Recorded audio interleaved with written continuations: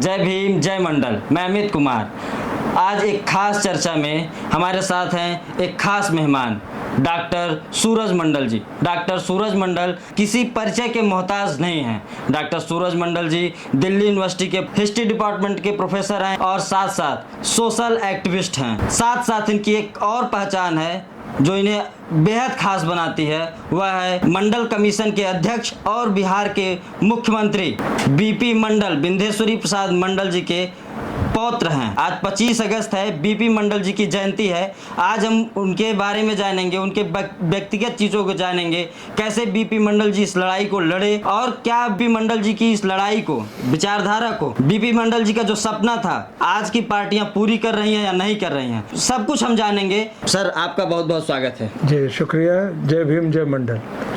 Thank you. Amit ji, अभी आपने कहा जी, मैं अपनी बात शुरू कर देता हूँ। जी, दिल्ली विश्वविद्यालय में हम लोग सिर्फ पढ़ाते नहीं हैं, इस देश के तमाम ऐसे सामाजिक सरोकार के जो मुद्दे हैं उनसे बराबर हम लोग रूबरू रहते हैं, उन पर चिंतित रहते हैं, उन पर जो हम लोगों की चर्चाएं होती हैं और अगर ज़रूरत पड़े तो एक सामाजिक सरोकार के तहत लोगों के बीच में जाकर उन मुद्दों से उन लोगों को अवगत कराना और अगर संभव हो तो उस पर कोई आंदोलन किया जा सकता है तो आंदोलन भी करने में हम लोग आगे रहते हैं। जी, आज जैसे कि बीपी मंडल जी का जयंती है, जन्म दिवस है, लेकिन क्या बीपी मंडल जी का जो सपना था और जो बीपी मंडल जी ने कमीशन बनाई थी, वो जो सिफारिशें थी, क्या उस सिफारिशों का सरकारें पूरा कर पाई या क्यों नहीं कर रही हैं सरकारें? क्या दिक्कतें हैं इन सरकारों में, चाहे वो कांग्रेस रही हो चाहे बीजेपी रही हो, कोई भी सरकार पूरा नहीं करना चाह रही है? मैं शुरू से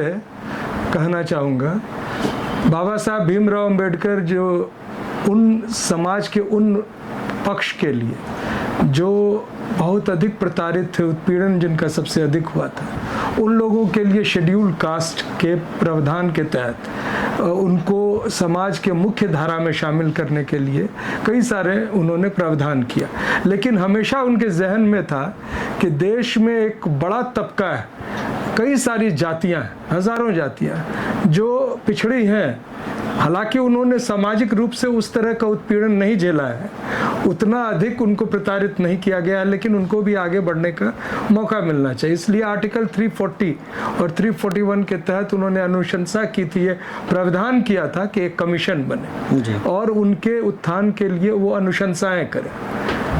वो काफ़ी दिन तक उस पर कोई एक्शन नहीं हुआ।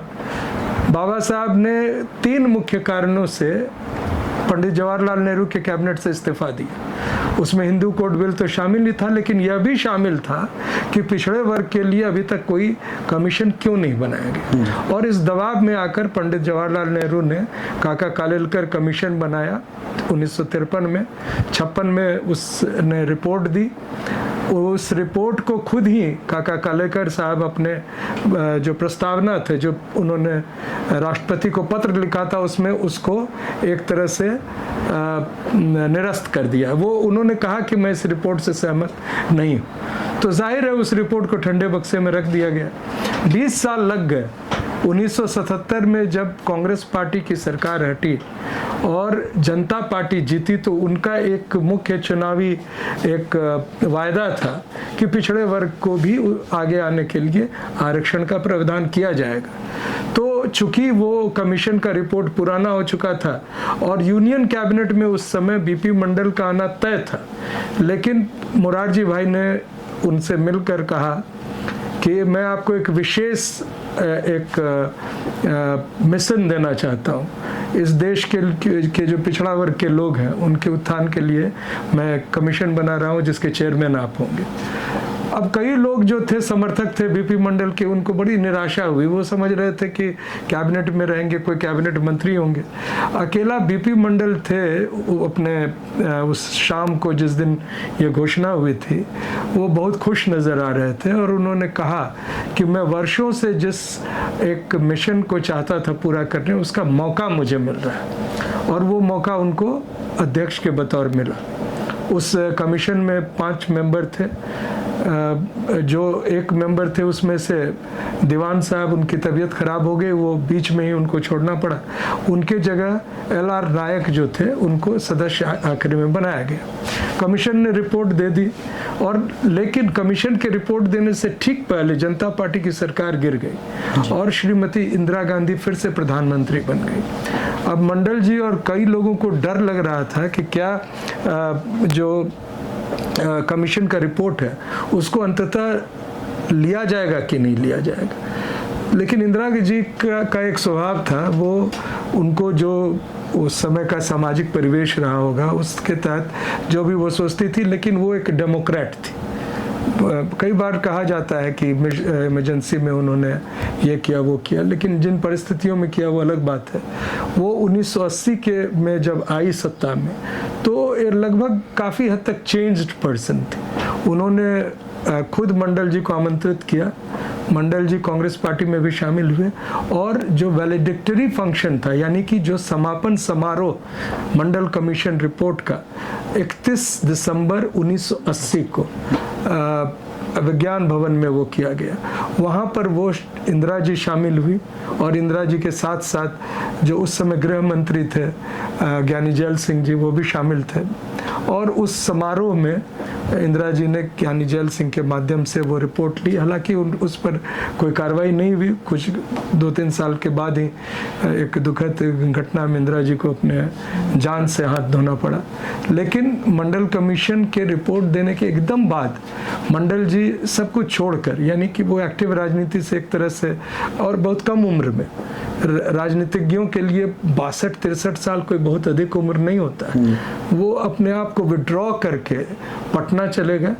और पटना में जो, और वो हालांकि उस समय एक सिटीजन्स काउंसिल था बिहार का, उसमें उनको उपाध्यक्ष बनाया गया, जिसके अध्यक्ष मुख्यमंत्री डॉक्टर जगन्नाथ मिश्रा थे उस समय। लेकिन उन परिस्थितियों के बावजूद उनको सिर्फ एक दुख था, एक मन में था कि, और वो इस बात को कहे थे जब वो रिपोर्ट को सबमिट करने गए थे राष्ट्रपति R वेंकटरमन साहब। तो जो कॉरिडोर्स पे चल रहे थे, तो एक आर्टिकल में गिल साहब जो थे उस समय, SS गिल थे, secretary of the commission, IAS officer, बहुत अपराइट ऑफिसर, बहुत इंटेलिजेंट, और काफ़ी हद तक उन्होंने मंडल जी की बहुत मदद की थी उस रिपोर्ट में। तो वो मंडल जी और सारे सदस्य जब आ रहे थे उस कॉरिडोर्स पे, आप देखेंगे अगर राष्ट्रपति जो भवन है वो एक विशाल भवन है और उसके कॉरिडोर्स भी बहुत लंबे हैं, तो उस पर चलते चलते वो थोड़े दुखी नज़र आ रहे थे। तो SS गिल साहब ने पूछा कि आप इस तरह से लग रहा है, तो बोले ऐसा लग रहा है जैसे मैं एक बहुत मेहनत से बनाया गया रिपोर्ट को गंगा जी में उसको प्रवाहित करके आ रहा हूँ, तो इसका क्या होगा मुझे पता नहीं।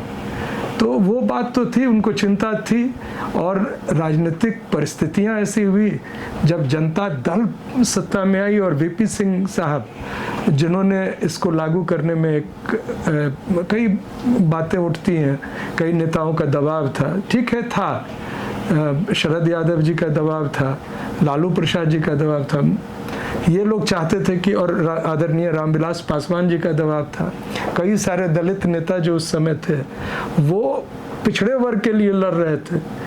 लेकिन ये नहीं कहा जा सकता है कि VP सिंह साहब सिर्फ दबाव में आकर एक अनुशंसा को उन्होंने लागू किया। वो समझ रहे थे कि उनकी जो सत्ता है जाने ही वाली है। भारतीय जनता पार्टी ने चुनौती दे दी थी, राम मंदिर का उद्घोष कर दिया था, राम रथ यात्रा लेकर अडवाणी जी निकल चुके थे।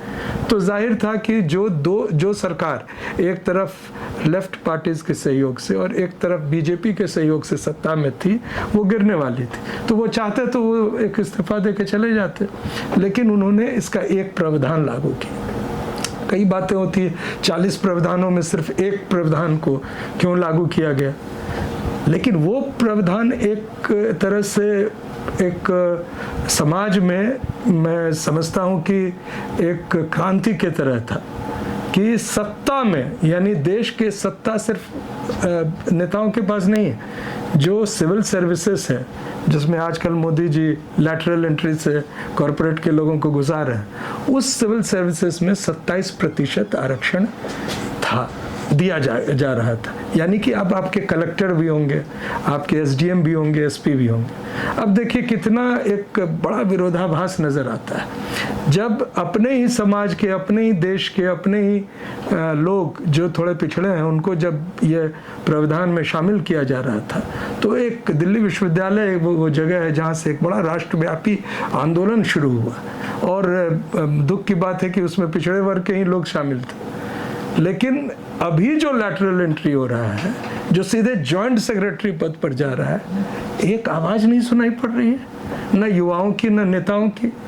राहुल जी वक्तव्य देते रहते हैं, लेकिन उन वक्तव्य का मैं कोई मतलब नहीं समझता हूँ अगर प्रभावशाली ढंग से आप उस चीज़ को रोकने में सफल नहीं हो रहे।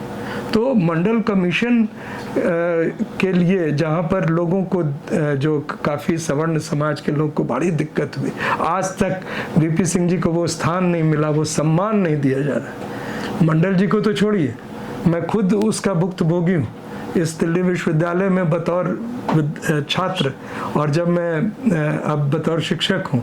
तो जब मेरा अपॉइंटमेंट भी हो रहा था तो उस समय की जो परिस्थितियाँ थी वो सिर्फ बीपी मंडल के परिवार से होने के नाते, और मुझे कई दिक्कतों का सामना करना पड़ा, और आज भी कर रहा हूँ जब मेरे कॉलेज में सभी टीचर्स का प्रमोशन हो गया है।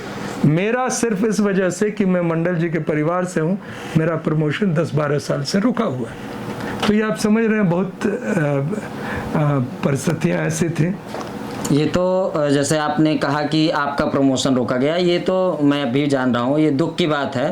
पहली बात तो मैं ये सोच रहा हूँ, समझ रहा हूँ कि बीपी मंडल जिन्हें भारत रत्न देना चाहिए, जिन्हें भारत रत्न से सम्मानित करना चाहिए, परिवार को कम से कम सम्मान देना चाहिए, उस परिवार के साथ इस तरह की नाइंसाफी की जा रही है। भेदभाव मैं कह सकता हूँ, मैं इसमें जोड़ देता हूँ जी। ये सिर्फ ये मसला मेरा नहीं है। दिल्ली विश्वविद्यालय में हमारे कई साथी जी, मेरे एक मित्र हैं डॉक्टर रतन लाल जी, प्रिंसिपल के लिए वो एलिजिबल है हिंदू कॉलेज में जी। लेकिन रतन लाल जी का प्रमोशन ही नहीं रोका गया, प्रिंसिपलशिप में उनके आवेदन को गायब कर दिया गया, क्योंकि वो दलित समाज से आते हैं। इसी तरह हमारी एक सहयोगी थी डॉक्टर रितु सिंह, उनको भी निकाला गया। इसी तरह लक्ष्मण यादव यहाँ पढ़ाते थे, और वो काफ़ी अंत तक समझते थे कि उनकी जो योग्यताएं हैं उस आधार पर उनका तो चयन होगा ही होगा, लेकिन उनको भी गहरा धक्का पहुंचा। तो ये चुन चुन कर उन लोगों को टारगेट करते पिछड़े और दलित समाज, सिर्फ पिछड़े दलित नहीं, अगर आप रीढ़ विहीन हैं, आपके मुंह में जवान नहीं है, तो आप बोल नहीं पाते हैं, तो आपको सब कुछ मिलेगा। आप खड़े नहीं हो सकते हैं, मिलेगा। अगर आप उस तरह के व्यक्ति हैं जैसे डॉक्टर रतन लाल, या जैसे रितु सिंह भी थी, या लक्ष्मण यादव, या हम लोग हैं, कि आप बोलते क्यों हैं? आप चुप रहिए और उस जो व्यवस्था है, मनुस्मृति आधारित जो व्यवस्था है, उसके आगे झुक कर रहिए। सिर्फ झुकने पर वो दे देंगे, बहुत सारी चीज़ें दे देंगे, लेकिन हम लोगों ने तो सीखा है कि सिर्फ अपने स्वार्थ के लिए नहीं, समाज के लिए भी हमारी अपनी कुछ बाध्यताएं हैं, कुछ मान्यताएं हैं जिसके तहत हम लोग आगे रहते हैं। तो ये बहुत बड़ा संघर्ष है। और मैं एक दो घटनाएं और दिल्ली विश्वविद्यालय का बोलूँगा, तब मैं मंडल जी के बारे में भी कुछ चर्चा करूँगा, उनके अपने निजी जीवन के बारे में। दिल्ली विश्वविद्यालय में जो एंटी मंडल करके एक आंदोलन था, उस आंदोलन में शामिल होने वाले पिछड़े वर्ग के कई लोग बाद वो पट्टा बना के चलते थे, मैं एंटी मंडल, और बाद में वही लोग सिविल सर्विसेज में ओबीसी रिजर्वेशन के तहत बहुत उच्च पदों पर हैं, उत्तर प्रदेश जैसे राज्य में जी, और भी एक दो राज्य में है। तो ये गिव बैक टू सोसाइटी का तो भूल जाइए, इतना स्वार्थ वाला स्थिति है कि आप एक तो आंदोलन कर रहे थे, और उस आंदोलन में आप जो आंदोलन था उस समय, जो बहुजन समाज के लोग भी उसमें शामिल हो गए थे, वो रूमर फैलाने पे हो गए थे, वो समझ नहीं पाए, या वो नहीं, खुद देखिए बहुत देखिए, ये हमारे जो मनुस्मृति में एक शरद यादव एक बात कहते थे अक्सर, ऊपर चाटो और नीचे काटो। यानी अगर हम ओबीसी हैं तो हम अपने आप को क्षत्रिय मान लेंगे और दलित पर वही जुल्म करेंगे जो हम पर उच्च सवर्ण जाति कर। उसी के तहत देखिए ये फैलाया गया कि मंडल कमीशन रिपोर्ट जो है वो अनुसूचित जाति और जनजाति के रिजर्वेशन का दायरा बढ़ाया जा रहा है, न कि वैसे लोग समाज में। और यहाँ दिल्ली के आसपास जो गुर्जर समाज के लोग थे उस समय, अहिर समाज के लोग थे, ये लोग उससे उनको फायदा हो रहा है, ये बात न उनको बताने वाला कोई था, न वो समझना चाहते थे, न समझ पाए थे। और सबसे दुखद बात है कि जो एक तस्वीर बराबर दिखाई जाती है उस तस्वीर की सच्चाई तो कुछ और है। फिर भी जो व्यक्ति अपने आप को मंडल कमीशन के विरुद्ध जलते हुए दिखाते हैं, एक छात्र जो बाद में दिल्ली विश्वविद्यालय के छात्र संघ के अध्यक्ष बने, वो ओबीसी समाज से आते थे, तो कितनी बड़ी विडंबना थी कि जिसको इसका फायदा होने वाला था वही समाज इसका विरोध कर रहा है। वो व्यक्ति इसके विरुद्ध में देह में आग लगा रहा है। इससे बड़ा विरोध क्या हो सकता है? तो ये परिस्थितियां थी। और मैं कुछ बातें मंडल जी के जीवन के बारे में बताना चाहूँगा कि क्यों आपने कहा कि सपना था उनका। बिल्कुल, वाकई में सपना था। जब 1952 में वो पहली बार विधायक बने मधेपुरा से, बहुत कम उम्र में बने थे, उस समय उनको एक तरह से जो पहला उनका स्पीच था वो ये था कि बिहार जैसे राज्य में बैकवर्ड क्लासेस लोगों के आगे आने के लिए उनको रिजर्वेशन का प्रावधान किया जाए। तो आप समझिए, जो व्यक्ति पहली बार विधानसभा में जा रहा है, डिबेट में पार्टिसिपेट कर रहा है, आज़ाद देश अभी अभी हुआ है और देश में नैरेटिव कुछ और चल रहा है, उन परिस्थितियों में कैसे आप इस चीज़ को सोच रहे हैं? यानी वो विजन उनके उसी समय से उनके दिमाग में था। और उन्होंने बड़ी अच्छा उदाहरण भी दिया था कि, और रिपोर्ट में एक वर्ड लिखा हुआ है, हार्ट बर्निंग लिखा हुआ है कि जब पिछड़े वर्ग के लोग आगे आएंगे तो बहुत सारी शिकायतें होंगी, उनको उनके अवसर को कम करने के लिए बहुत सारे स्टेप्स लिए जाएंगे। जैसे अभी क्रीमी लेयर और वर्गीकरण हम लोग देख रहे हैं, आपने आरक्षण पूरा नहीं किया लेकिन उनको बांट रहे हैं कि आप अधिक हो गया, और यही वर्गीकरण अब शेड्यूल कास्ट में हो रहा है। और दुखद बात है कि देश के उन नेताओं जो हाथ में लेकर चलते हैं संविधान, वो इसका विरोध नहीं कर रहे हैं। तो ये समझना होगा। और मंडल जी का वो जो भाषण है वो मैं शेयर कर चुका हूँ बहुत बार। तो जी एक चीज़ और मैं, जैसे बीपी सिंह जी ने घोषणा की थी, चुनाव के पहले उन्होंने घोषणा की थी कि हम इस मंडल की सिफारिशें लागू करेंगे। उन्होंने कुछ सिफारिश लागू किया, उसके बाद क्या आज के समय में इस तरह का दबाव कोई नेता बना रहा है या कोई नेता बना सकता है कि जो सरकार आए या जो सरकार है वो बीपी मंडल जी की बची सिफारिशें हैं उसको लागू करवा पाएंगे? देखिए, बहुत विचित्र स्थिति है। देश में कई नेता हैं, वो मंडल नाम लेने से घबराते हैं, नाम ही नहीं लेना चाहते। वो पिछड़े वर्ग की बात करेंगे, सब कुछ करेंगे, मंडल कमीशन की बात तो दूर करना, मंडल शब्द से उनको दिक्कतें हैं। हालांकि इसके विपरीत दक्षिण भारत के कई राज्यों में, खासतौर से आंध्र प्रदेश, तेलंगाना और कर्नाटक के कुछ भागों में और महाराष्ट्र में भी मंडल कमीशन के प्रति लोगों का आस्था और उसके प्रति जो डिमांड है वो काफ़ी ज़ोरों पर है कि मंडल कमीशन के सभी अनुशंसाओं को लागू कीजिए। सभी अनुशंसाओं में मैं समझाना चाहूँगा। देखिए, पहला अनुशंसा लागू हुआ वो था केंद्रीय सरकार की नौकरियों में 27% आरक्षण। इसमें नौकरी में सबसे अहम बात क्या थी कि इसी में IAS, IPS, IRS वगैरह चुने जाते हैं। दूसरी बात अर्जुन सिंह ने लागू की, उन्होंने शिक्षा में, उच्च शिक्षा में इसको लागू किया। ये सबसे बेचैनी वाली बात थी मनुस्मृति के समर्थकों के लिए।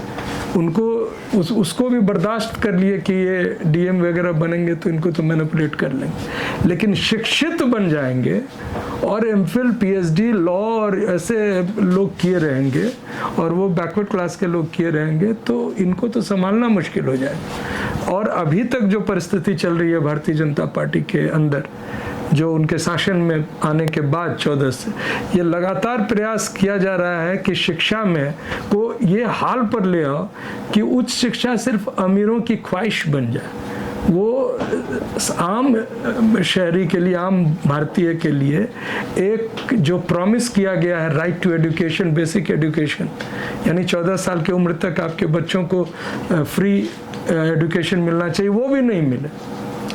तो कितना बड़ा देखिए ये विरोधाभास है और विडंबना है। तो अनुशंसाएं शिक्षा पर लागू हुई। तीसरी अनुशंसा जो है वो है इंडस्ट्रीज़ को लेकर, कि इतने सारे इंडस्ट्रीज़ हैं, जब इंडस्ट्रीज़ आगे आते हैं या कॉन्ट्रैक्ट्स आप देते हैं तो उसमें भी SC ST OBCs को अपना स्थान मिले, अपना जो उनका जो भागीदारी होना चाहिए वो हो, उनका प्रतिनिधित्व हो, उनको वो शेयर मिले। इसी तरह एग्रीकल्चर लैंड में लैंड का रीडिस्ट्रीब्यूशन हो। ये बहुत ही, खुद मंडल जी जमींदार परिवार से थे और उनके अनुशंसा में एक अहम पार्ट है कि लैंड का डिस्ट्रीब्यूशन उन गरीब, उन वंचितों के लिए, उन लोगों के लिए जो किसानी तो करते हैं लेकिन उनके पास अपनी ज़मीन नहीं। और उसके बाद भी देखिए कई सारी चीज़ें हैं, जैसे कोऑपरेटिव्स बनाकर उनको आगे लाना। 40 अनुशंसा है तो जाहिर है कि हर एक अनुशंसा जो है उसका थोड़ा थोड़ा भी लागू किया जाता। तो ये बात है कि ये बातें जो है वो संविधान और जो ये मंडल कमीशन जैसे मुद्दे जो हैं वो बार बार चर्चा में नहीं आते हैं। मैं शुक्रगुजार हूँ हमारे कई साथियों का, दिल्ली विश्वविद्यालय से लेकर और दिल्ली भारत के अन्य शहरों में भी, जिन्होंने दबाव देकर संविधान को मुद्दा बनाया।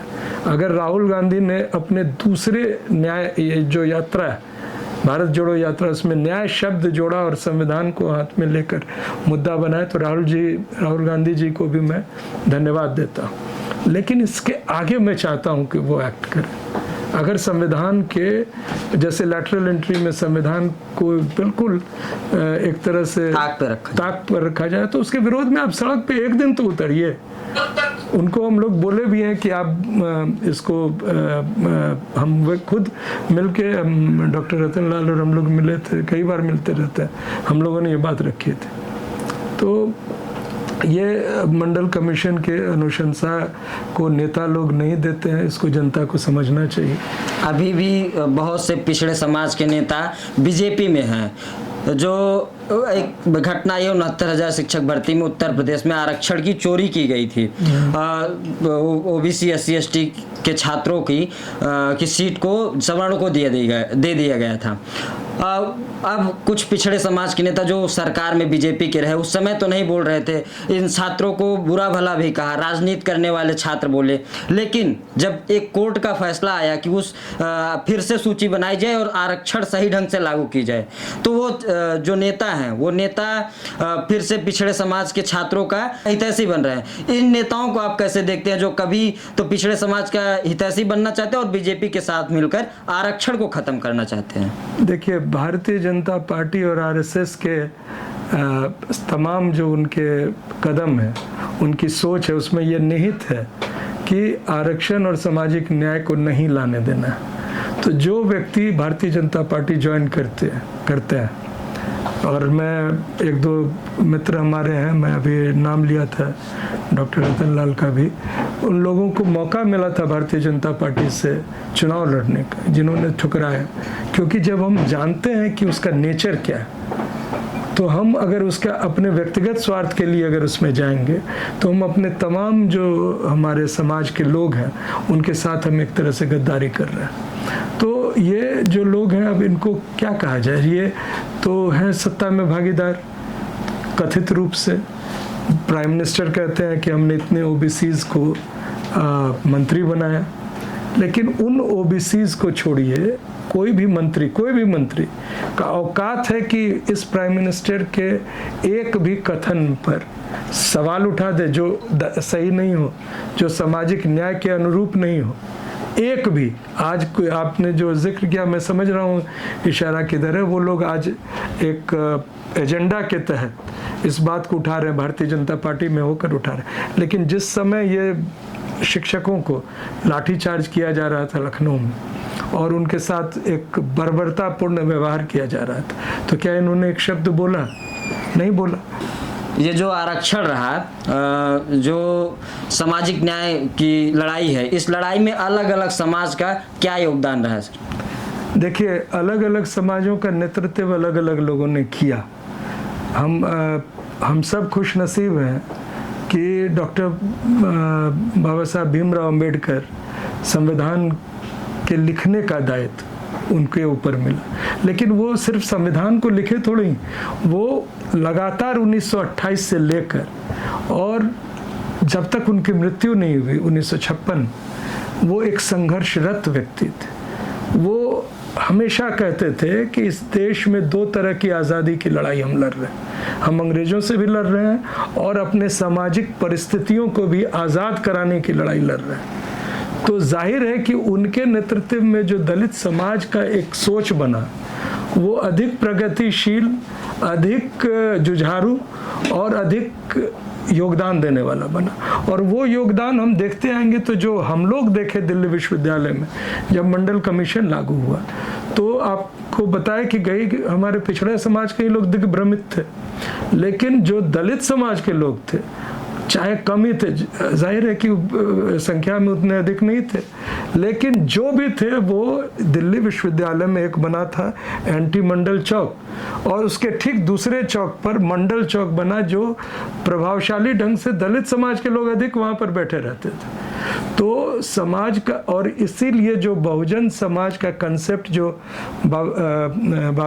अपने काशीराम जी दिए हैं, वो बहुत आवश्यक है, और उसको मैं प्रैक्टिस करता हूँ। इस वजह से अपने तमाम नैरेटिव में प्रैक्टिस करता हूँ, जहाँ पर मुझे दिक्कत भी रहती है तो भी अपने आप को पीछे करके, कि मैं तो ओबीसी समाज से हूँ, थोड़ी बेटर और प्रिविलेज्ड लाइफ हम लोग लीड किए, लेकिन जो दलित समाज के लोग हैं वो एक चीज़ पर कंसंट्रेट किए थे, वो था एजुकेशन, जिसके कारण उनकी सोच से लेकर उनके जो लड़ने का और संघर्ष की प्रक्रिया काफ़ी आगे बढ़ी। हालांकि सबसे अहम बात है कि अभी भी भारतीय जनता पार्टी इस समुदाय में भी दो फाड़ करना चाहते थे। जो अचीव किया था डॉक्टर साहब भीमराव अम्बेडकर साहब ने, उन्होंने क्या अचीव किया?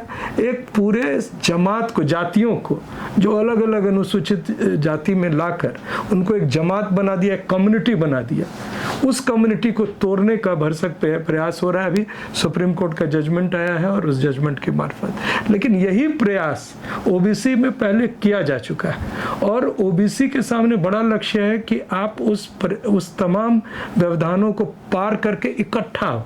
आपकी आइडेंटिटी, आपकी अस्मिता सिर्फ आपकी जाति ना होकर पिछड़ी जाति का, उसके बाद आप अपनी ताकत को देखिएगा कि क्या है। और उस दिशा में हम लोग लगातार बोलते रहते, कई बार लोगों की गालियां भी पड़ती हैं, लेकिन उससे चूंकि हमें पता है कि वही सही दिशा है। और इसके आगे जाकर हम देखेंगे कि ये लड़ाई हम कामयाब कहाँ हुए, जब दिल्ली यूनिवर्सिटी में 13 पॉइंट रोस्टर जो भारत सरकार ने इलाहाबाद हाईकोर्ट के एक जजमेंट के आधार पर तुरंत लागू कर दिया, जिसमें यह निहित था कि आपका आरक्षण खत्म होने वाला है। उसको मैं ब्रॉडर एक्सप्लेनेशन बाद में दूंगा, लेकिन ये मान के चलें कि 13 पॉइंट रोस्टर यानी 13 पदों पर इस तरह से था कि 3-3 पद करके अगर एडवर्टीजमेंट दी जाए तो आपका कोई बैकलॉग नहीं रहेगा, कुछ नहीं रहेगा, SC ST OBC का आरक्षण खत्म। दिल्ली विश्वविद्यालय से वो लड़ाई लड़ी गई और हमारे कई साथी उसमें एक्टिव थे और अभी भी रहते हैं। मैं विशेष रूप से डॉक्टर रतन लाल और जो उस समय हमारे साथ थे बहुत से लोग, अभी तो कुछ लोग इधर उधर भी चले गए, सभी लोगों को धन्यवाद देता हूँ। इकट्ठे होकर हमने वो लड़ाई लड़ी। लेकिन एक खास बात देखिए, उस संघर्ष में जितने SC ST OBC पर एडहॉक काम कर रहे थे, भारतीय जनता पार्टी ने चुन चुन कर उन लोगों को नौकरी से निकाल दिया, चाहे वो 5 साल से काम कर रहे थे या 10 साल से। लेकिन वो लड़ाई हमने जीती।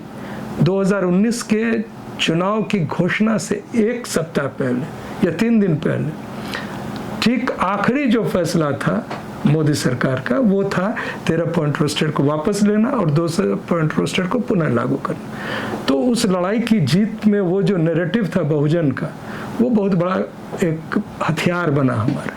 तो यूनिटी में स्ट्रेंथ है, ये तो सब जानते हैं। और इसके साथ ही मैं कंक्लूड करता हूँ कि ये बात मंडल जी भी समझते थे।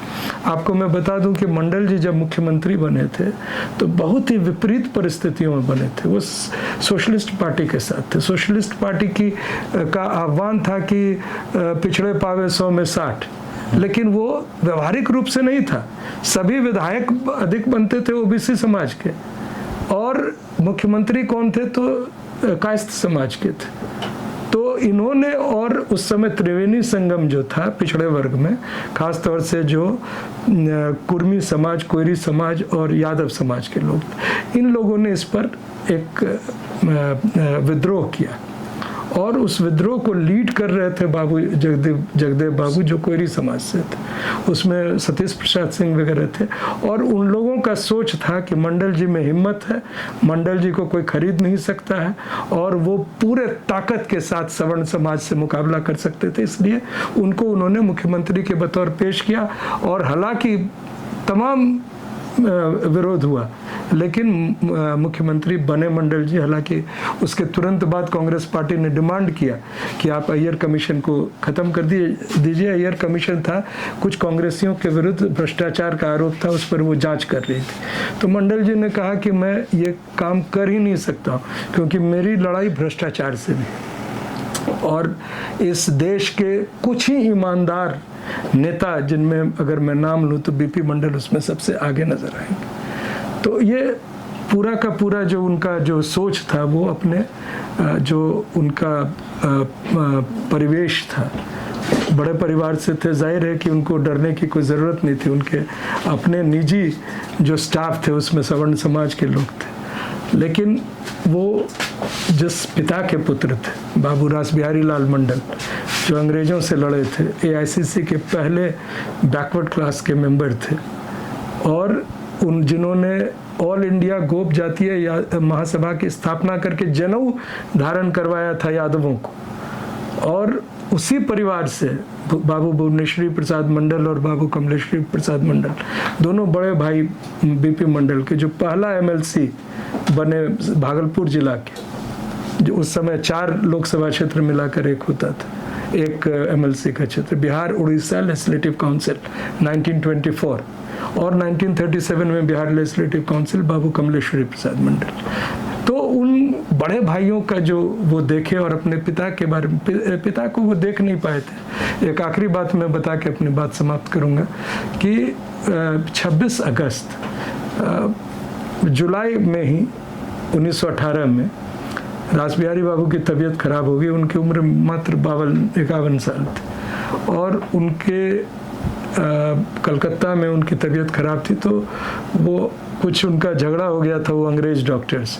तो उन्होंने कहा कि मैं काशी जाऊंगा और इलाज कराऊंगा वैद्य से, ठीक हो गया तो ठीक है, और नहीं तो मेरी मृत्यु काशी में होगी। ये 1 महीना पहले उन्होंने कहा, और 25 अगस्त को शाम को बीपी मंडल जी का जन्म हुआ काशी में 1918, और काशी में ही अगले दिन 4 बजे सवेरे उनके पिता रासबिहारी लाल मंडल जी का देहांत हुआ। उसी समय उनको जो अग्नि दी गई वहीं काशी के ही घाट पर दी गई, जो बनारस के घाट। एक आखिरी सवाल मेरा, क्या ये एनएफएस और लेटरल एंट्री इसलिए लाई गई है कि जो भी मंडल कमीशन लागू, जो आरक्षण मिल रहा है, उसको समाप्त किया जाए?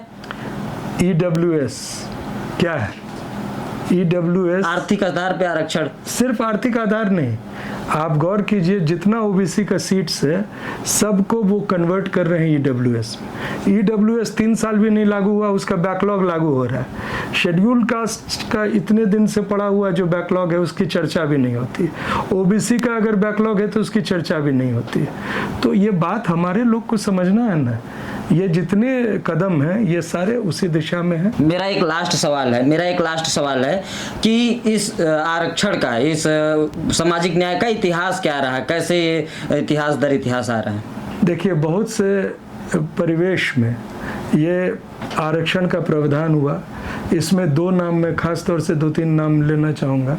एक तो साहू जी महाराज का नाम तो हम लोग सबको लेना पड़ेगा, क्योंकि पहली बार उन्होंने एक सेंसस करके ये बताया कि तमाम जो सरकारी व्यवस्था है उसमें जो सबसे अधिक प्रतिनिधित्व है 90% लगभग ब्राह्मणों का है। ये साहू जी महाराज का था और उन्होंने ये प्रण किया कि हम समाज के सभी वर्गों को, खास तौर से दलितों को, अपने पूरे व्यवस्था में स्थान देंगे, और जिसके लिए उन पर ब्राह्मणवाद का लगातार पड़ता रहा, ये एक तरह से उनको सामना करना पड़ा।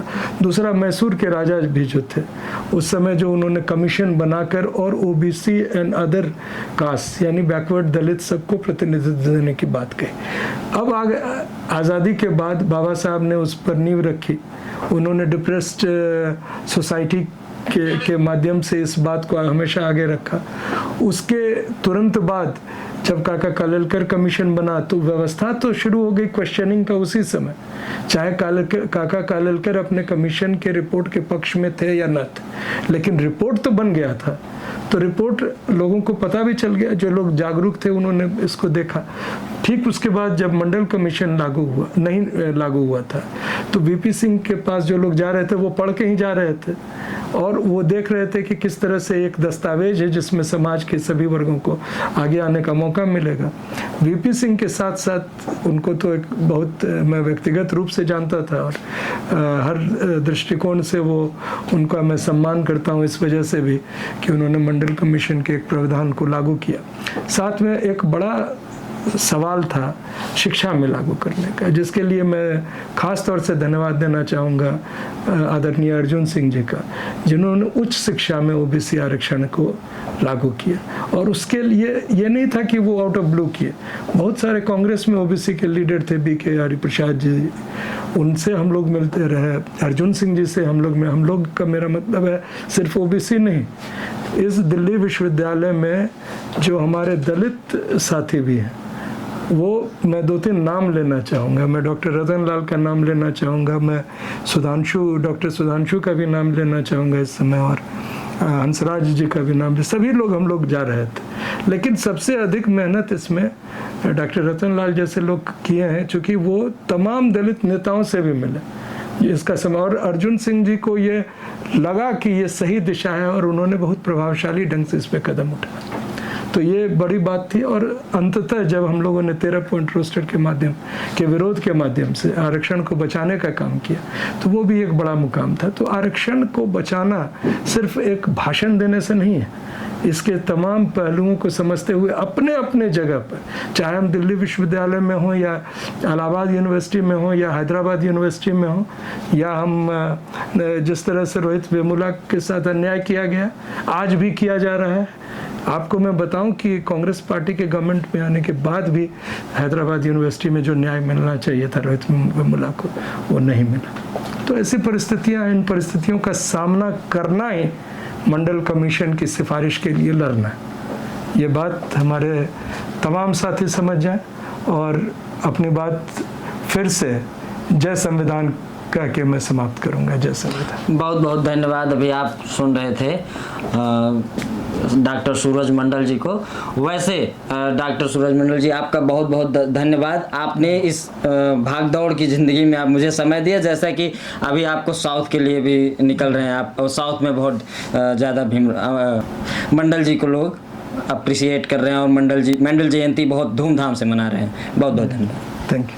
मैं आपके दर्शकों को, इंडिया इक्वालिटी के दर्शकों को, अम्बेडकर नामा वगैरह जितने चैनल हैं जो प्रमोट करते हैं सोशल जस्टिस को, सबको मैं धन्यवाद देते हुए, और तमाम दर्शकों को यह बताते हुए कि बीपी मंडल जी का जो सपना था, जो उनकी जयंती 25 अगस्त को आपके माध्यम से हम लोगों ने बताया, उस पर काम करने के लिए हम लोग सदैव आगे रहेंगे, चाहे परिस्थिति जो भी हो। जय भीम, जय मंडल, जय